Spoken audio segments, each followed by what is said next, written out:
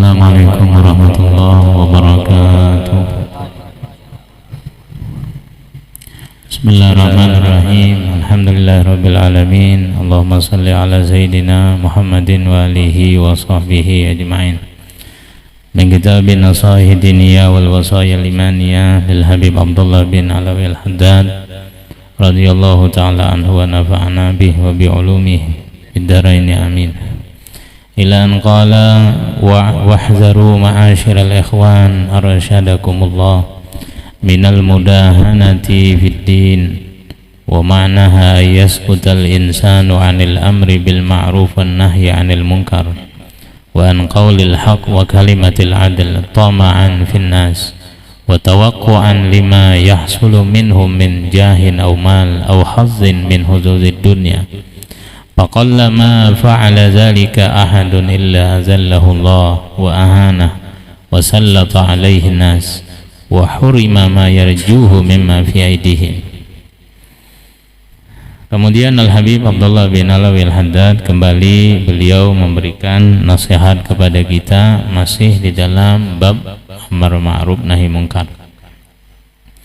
Wahzaru ma'asyiral ikhwan arsyadakumullah, kata beliau, berhati-hatilah kalian wahai saudaraku sekalian daripada sifat mudahanah fiddin, mudahanah di dalam urusan agama. Apa itu pengertian mudahanah?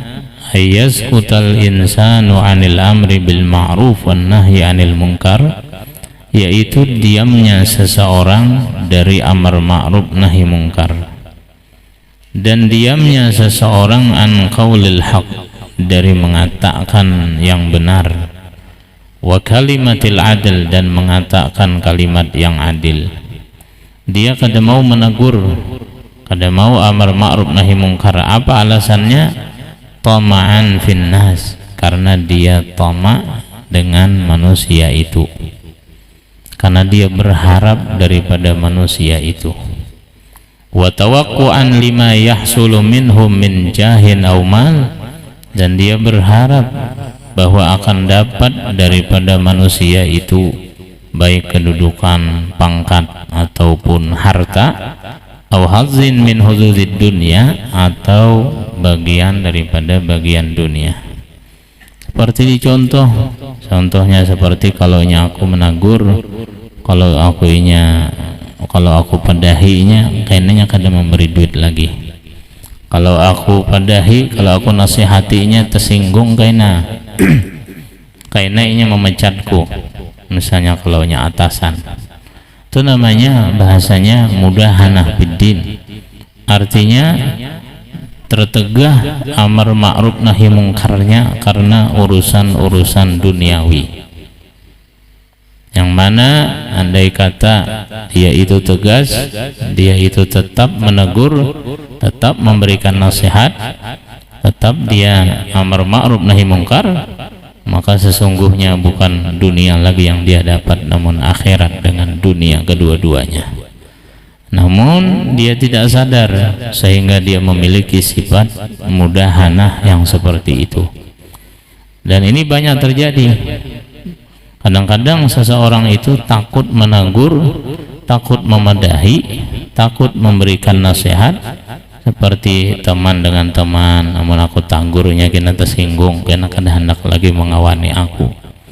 Padahal kalau berpikir jauh ke depan, lebih memilih mana? Kalau kita tidak amar ma'ruf nahi mungkar, oke, kawan kita senang dengan kita, ketujuh dengan kita, tapi Allah dan Rasulnya benci dengan kita. Sekarang kita pilih yang mana? Kita hendak memilih kawan tersinggungkah tapi Allah dan Rasulnya ridha, atau memilih Allah dan Rasulnya tersinggung, kawan kita ridha? Nah, jadi sebenarnya itu yang mesti kita usahakan. Yang penting Allah Subhanahu wa ta'ala ridha. Kalau kita sudah memberikan nasihat kepada orang dengan kata-kata yang lembut, dengan nasihat yang baik, dengan kata-kata yang teratur, sudah dengan kata-kata yang paling indah, bahasa yang paling indah sudah, kemudian orang tetap tersinggung, berarti yang bermasalah orang nang dinasihati, bukan nang menasihati. Berarti hatinya nang kada menerima kebaikan. Kalau kita sudah nasihati, sudah amar ma'ruf nahi mungkar, sudah kita tegur 3 kali, lepas sudah kewajiban kita. Jadi seringkali terjadi, kata Imam Haddad, mudahanah fiddin ini, lebih-lebih lagi bawahan, takut dengan atasannya. Benar, siapapun ditegur, walaupun atasan, walaupun dia seorang guru. Kalau kita bisa, murid menegur gurunya boleh. Sayyidina Umar pun pernah menegur Rasulullah. Nantinya boleh-boleh aja urusan amar ma'ruf nahi mungkar ini. Jangan karena gara-gara urusan duniawi, kita takut amar ma'ruf nahi mungkar, takut kita mengatakan yang benar, takut kita mengucapkan kalimat yang adil. Jangan sampai. Faqallama fa'ala dzalika ahadun illa azallahu Allah wa ahana. Dan apabila seseorang mengerjakan yang demikian, maka Allah akan menghinakan dia. Kalaunya ada yang membuat sifat mudahanah, tidak berani menegur orang karena takut dunia kada datang kepada seorang, takut kada dapat bagian, takut orang tersinggung. Itu seringkali orang itu justru dihinakan oleh Allah Subhanahu wa ta'ala. Jadi teman yang baik, sahabat yang baik sebenarnya adalah sahabat dan teman yang ketujuh menagur kita. Mun kita salah ditagurnya, itu ngaran kawan yang baik itu. Mun kita bisi kawan nah hija akan terus. Kita kada sembahyang, kada ada merawanya, kada ada menagur. Kita misalnya subuh telandau kada menagur juga. Nah itu kawan kada baik kan itu. Itu kawan dunia aja itu kada berjangkauan bakawan di akhiratnya tuh. Kalau kawan di akhirat tuh memadahi, menagur. Jangan lagi kada sembahyang, jangan lagi telandau, jangan lagi menggawi ke itu kada baik.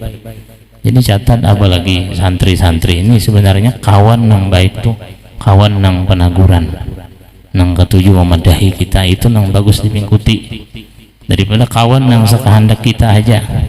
Kita bolo, kita kada belajar, kita keluar tanpa izin, ini kada menagur-nagur itu kada baik dikawani. Jadi kawan yang baik dikawani itu adalah kawan yang menegur kita dalam urusan agama. Nah, dan urusan dunia juga. Kadang-kadang kita jika orang penaguran kada hendak mengawani itu sedikit-sedikit jamaah nasihati, ya, justru itu yang baik. Itu yang baik. Faqallama fa'ala dzalika ahadun illa azallahu Allah wa ahana wa sallata alaihi nas, dan Allah akan memberikan kekuasaan kepada manusia untuk menguasai dirinya sehingga dia di bawah aturan oleh manusia, bukan di bawah aturan Allah Subhanahu wa ta'ala lagi. Wa hurima ma yarjuhu mimma fi aidihim, dan akan ditegah apa yang mereka harapkan dari tangan-tangan manusia. Inya mengharapkan dunia, inya mengejar dunia. Siapa yang mengejar dunia, dunia akan lari. Siapa yang mengejar akhirat, dunia akan mendekat. Siapa yang berkhidmah dengan Allah, maka dunia akan mengejarnya. Siapa yang menjadi budak dunia, dunia akan lari. Nah, tertegahnya katakan bisa, karena niatnya demikian mudahanah fiddin. Tujuannya inya kada hendak menagur supaya atasannya tadi terus memberikan duit kepada dia, misalnya duit kada akan dapat, pahala kada dapat, jadi rugi 2 kalinya, dunia akhirat rugi. Lebih baik kita tegur, lebih baik kita amar ma'ruf nahi mungkar. Wa amal mudaratu fahiya mubahatun, adapun mudarah itu disunahkan, dibolehkan. Warubbama tundab, dan kadang-kadang bisa menjadi sunnah al-mudarah. Jadi kalau al-mudahanah kada bagus, kalau al-mudarah bagus. Mudahanah sudah tahu kita tadi, yaitu tidak bisa terhalangnya kita dari amar ma'ruf nahi mungkar karena mengharapkan dunia. Adapun mudarah Wa ma'naha ay yabzulal insanu syai'an min dunyahu li salahi dinih aw li salahi dunyah. Mudarah ini maknanya adalah seseorang itu mencurahkan atau memberikan sesuatu daripada dunianya untuk kemaslahatan agama. Ini mudarah namanya. Untuk kemaslahatan agama dia berani berkorban. Misalnya ada dua orang bertikai, misalnya si A dengan si B bertikai nih, kelahi ketemu damai, lalu dengan mudarahnya mendamaikan. Kayak apa caranya? Didatanginya si A, jaranya si Fulan si B tadi sudah bepasan lawan aku, ini bapak dah minta maaf, diunjuknya duit 500.000. Nah aja si A tadi nang memberi duit ya, si B didatanginya kayak itu juga, diberinya 500.000. Nah akhirnya damai. Ini namanya mudarah. Bagus ini, mendamaikan orang. Lah kasih orang berdamai duit bang. Nah, diberi duit 500.000 seorang kan, modal 1 juta hampir orang bakalahian. Ini mudarah. Auli salahi dunia, atau untuk memperbaiki dunianya. Auli salamati irdihi min mazammati ahli syarr, atau untuk menyelamatkan harga dirinya dari celaan orang-orang jahat, boleh. Atau menyelamatkan harga diri kita, boleh kita mudarah. Wa fil hadis ma waqa bihi mar'u irdahu fahuwa lahu sadaqah. Segala apa yang ia curahkan untuk menjaga kehormatannya, maka itu hukumnya sedekah. Boleh kita membayar orang-orang yang menghina kehormatan kita supaya ampihnya menghina, boleh. Fa idza istaqbal insan ma yakhafuhu min syarril asyrar bima la yadurruhu fi dinihi lam yakun alaihi bidzalika ba'sun wala junahun insyaallah. Jika seseorang itu sudah merasa tercukupi dengan apa yang ia khawatirkan dari kejahatan orang-orang yang berbuat jahat dengan sesuatu yang tidak memudaratkan agamanya, maka tidak mengapa dia melaksanakan mudarah tadi, tidak mengapa. Walakinnal udul anil asyrar wa mujanabatihim ahsan min dzalika wa ahwat. Namun berpalingnya kita daripada orang-orang jahat dan menjauhnya kita itu lebih baik. Kalau kita sudah ada ketangkisan lagi orang berbuat jahat dengan kita, boleh kita berhijrah. Seperti Nabi kita, Anda dibunuh, beliau di Mekah, hijrah beliau tinggalkan untuk sementara waktu dulu kota Mekah. Pada tahun ke-8 beliau taklukkan lagi kota Mekah. Wa hadzal ladzi dzakarnahu innama yakunu 'indal ibtila'i bihim wa illa fala rukhsata li mu'minin taqiyyin fil ikhtilat bi ahli syarr wa ahli al-batil bal 'alaihi mujanabatuhum wal ihtiraz minhum. Yang kami sebutkan daripada mudarah ini ketika kita tidak ada jalan lain lagi, namun kita misal keluar dari kampung ini, tidak ada lagi tuan gurunya, ada lagi yang mengurusi mereka, ilmu agama akan mati lalu-lalu, maka berdoain kita tetap berjuang di sana. Kalau ada orang yang hendak memusuhi, hendak membunuh, kita jaga, bisa kita bayar mereka supaya ampih mengganggu. Itu mudarah, artinya mengorbankan sebagian harta untuk kemaslahatan agama, untuk menutup mulut-mulut mereka. Jikalau-nya tidak ada alasan, misalnya kalau ada alasan lagi sudah ammatil balwa, sudah bala model hendak membunuh sudah mereka, tidak ada cara lagi beribadah, kada bisa lagi, nah maka baru ditinggalkan. Tidak ada faedahnya lagi berkumpul dengan orang-orang ahli maksiat dan orang-orang jahat seperti mereka. Wa kadzalika fahdharu minat tajassusi, dan demikian juga hindarilah oleh kalian daripada tajassus.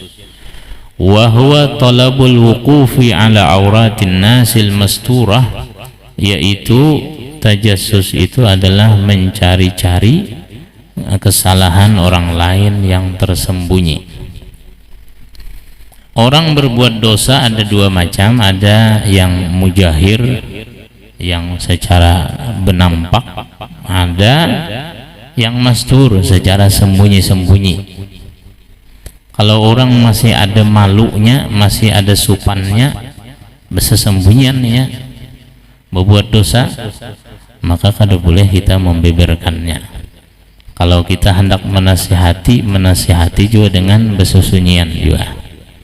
Nah, kalau orang berbuat dosa secara sembunyi-sembunyi dan malu dilihat oleh manusia, maka bila kita hendak menasihati juga di tempat yang tersembunyi juga, yang tidak dilihat oleh orang. Namun apabila orangnya yang kedua ada yang mujahir ini artinya menampakkan secara terang-terangan. Bahkan ada disebutkan orang yang mujahir ini yang secara nampak terang-terangan berbuat dosa, itu gugur sudah harga dirinya dan boleh digibah, boleh dikisahkan lawan orang. Ianya sendiri yang menampakkan, yang menghilangkan harga dirinya. Kayak misalnya orang bulan puasa siang hari puas berukuh dah menampakkan pinggir jalan tengah orang banyak, boleh jadi kisah itu. Atau ada harga dirinya lagi itu, kada ada supannya berbuat maksiat, kada puasa siang hari. Nah bilanya orang nangka itu boleh dikisah, atau itu kada apa-apa itu. Tapi kalau orangnya sembunyi-sembunyi, masih misalnya makan roti hambar 2 biji misalnya di pohonan, sembunyi di bawah pohon masihan, supannya masih ada. Bila ada supan jangan dikisahkan juga. Bila kita nambari nasihat, kita paraki.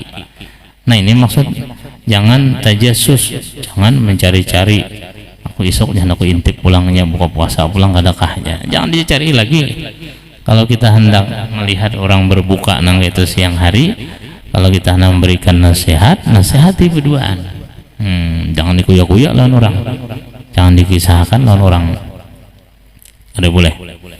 Wa qala alaihi salatu wassalam, Nabi kita bersabda, qala Allah Ta'ala, Allah berfirman dulu, wala tajassasu, dan janganlah engkau sengaja mencari-cari kesalahan orang lain, jangan.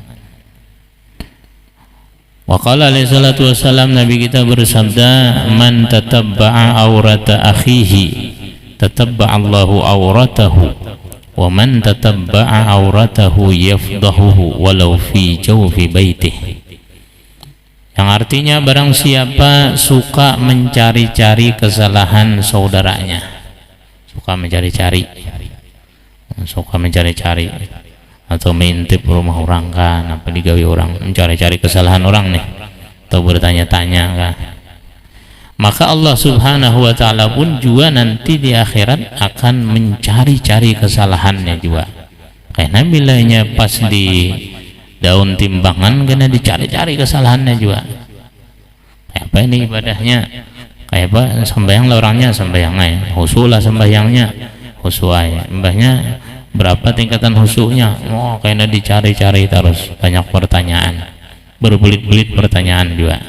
Kalau kita di dunia ketujuh mencari-cari aib orang. Wa man tatabba'a auratahu, siapa yang dicari oleh Allah Ta'ala, siapa yang diteliti kesalahannya, yafdahuhu, mesti Allah akan mempermalukannya. Kalau sudah Allah Ta'ala yang mencari, kayak apa hendak menyimpannya, walau fi jawfi baitih, walaupun dia berada di dalam rumahnya, pasti ketahuan dia itu berbuat dosa, maka akan dibeberkan juga. Oleh karena itu jangan sampai kita mencari-cari aib atau kesalahan orang lain. Cukup kesalahan dan aib diri kita, yang kita sibukkan untuk memikirkan,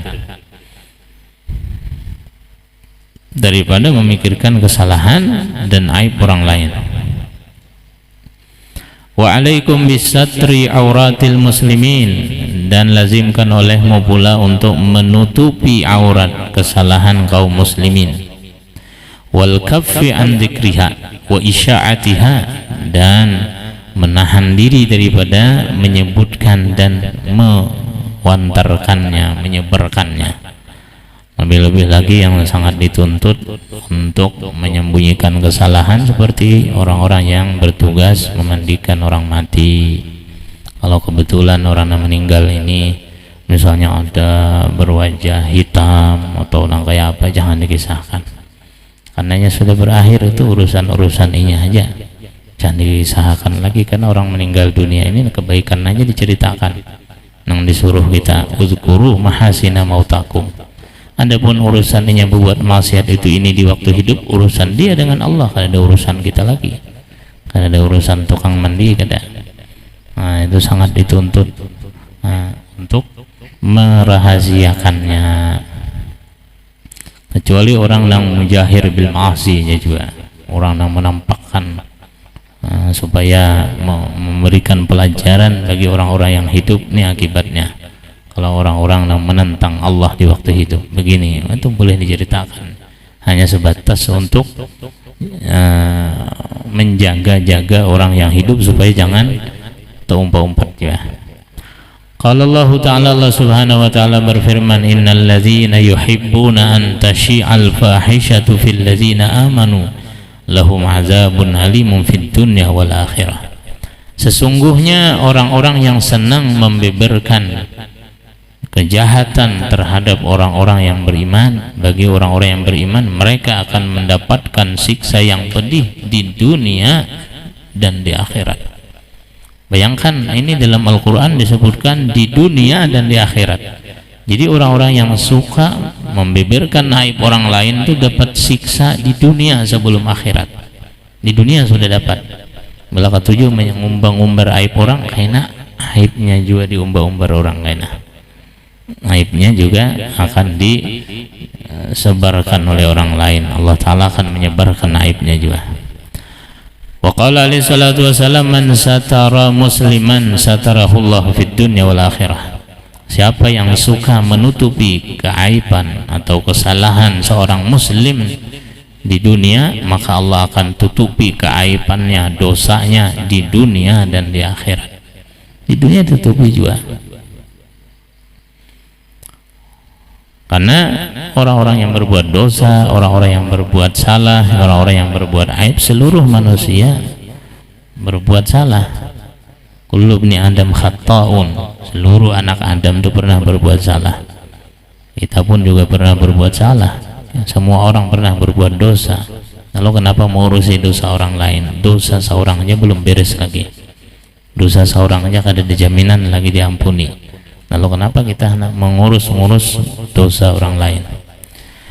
Wala yuksirul khawda fi uyubin nas wa zikri masawihim wa kashfi auratihim illa kullu munafiqin mamqut. Dan tidaklah memperbanyak akan mendalami aib-aib manusia, menyebutkan kesalahan manusia dan membeberkan aurat mereka, melainkan tiap-tiap orang munafik yang tertegah daripada rahmat Allah. Dari Imam Haddad, di antara tanda-tanda orang munafik yang jauh daripada rahmat Allah adalah orang yang suka menyelam, meneliti, menyambati kesalahan orang lain, buta dengan kesalahannya, itu munafik. Walladhi yajibu 'alal muslim idza ra'a min akhihi al-muslim auratan ayyasturaha alaih wa ayyansahahu fi sirri bilutfin wa syafaqah. Dan kewajiban bagi seorang muslim jika melihat saudaranya yang muslim berbuat salah, apa kewajiban? Yang pertama, hendaklah dia menutupinya, satu. Yang kedua, hendaklah dia memberikan nasihat di tempat yang sunyi dengan cara yang lembut, dengan penuh kasih sayang. Karena Allah berfirman, wallahu fi aunil abdi maka al abdu fi auni akhi. Rasulullah bersabda, wallahu fi aunil abdi maka al abdu fi auni akhi. Allah Subhanahu wa ta'ala akan selalu menolong hambanya selama hambanya itu menolong saudaranya. Kalau kita merahasiakan aib saudara kita dan kita berikan nasihat supaya dia taubat, berarti kita menolong saudara kita yang muslim. Karena selama kita menolong saudara kita yang muslim, Allah pun juga berjanji akan menolong kita. Kalau kita sering menutupi aib saudara kita, Allah pun akan menutupi aib kita. Wa minal wajib ala man ra'a munkaran la yastati'u taghyirahu wan nahya anhu ay yubghida fa'ilahu wa yakrahu fi'lahu biqalbihi. Di antara kewajiban bagi orang yang melihat kemungkaran yang dia tidak mampu merubahnya, tidak mampu melarangnya. Ketika kita melihat orang yang berbuat munkar ini adalah orang yang lebih tinggi derajatnya dari kita, kada berani kita menegur, apa yang kita perbuat adalah yang pertama, hendaklah kita ayyubghida fa'ilahu, dengan hati kita nih membenci orang yang memperbuat tadi, kita benci. Wa yakrahu fi'lahu, yang kita benci adalah perbuatannya, kita benci dengan hati kita. Kama qala alaihi salatu wassalam, sebagaimana disabdakan oleh Rasulullah, fa illam yastati' fa biqalbih, jika engkau tidak mampu untuk menegur orang yang berbuat salah, tidak mampu melaksanakan amar ma'ruf nahi mungkar, maka hendaklah dengan hati. Hati itu ada perasaan benci. Wa yubghidal musirrin 'alal ma'asi minal qarabat, dan hendaklah kita juga membenci orang-orang yang mengekalkan perbuatan maksiat daripada keluarga kita. Harus ada rasa benci. Kalau tidak ada rasa benci, maka dikhawatirkan iman di dalam hati kita ini sangatlah kurang. Keluarga kita atau teman-teman dekat kita yang apabila berbuat maksiat, mengekali perbuatan maksiat, kita mesti ada rasa benci.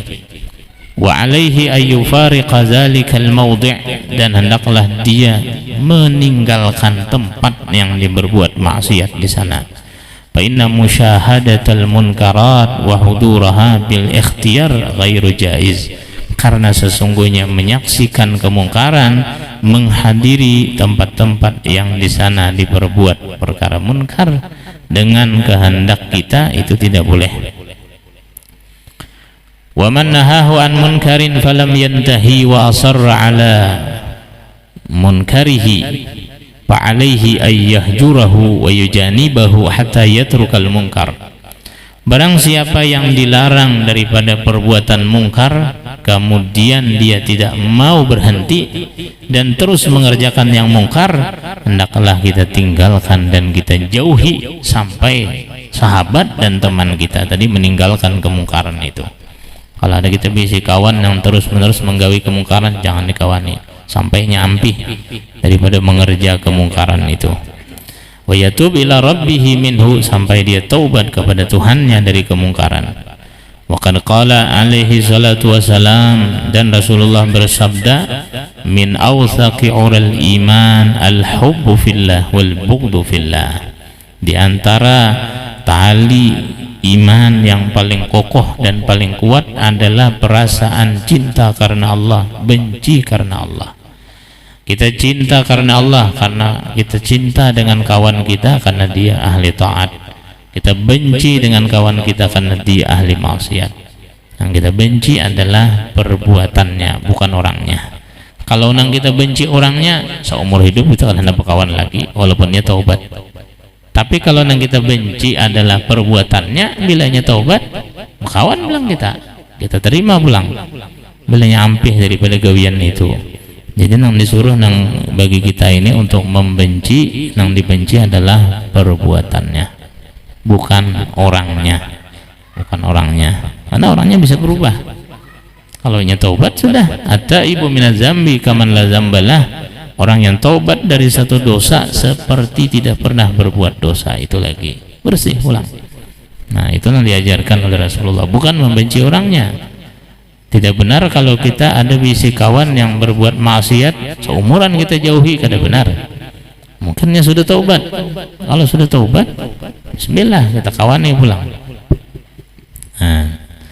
Kita kawani pulang. Nah, yang selanjutnya wal yahzar kullal hazar.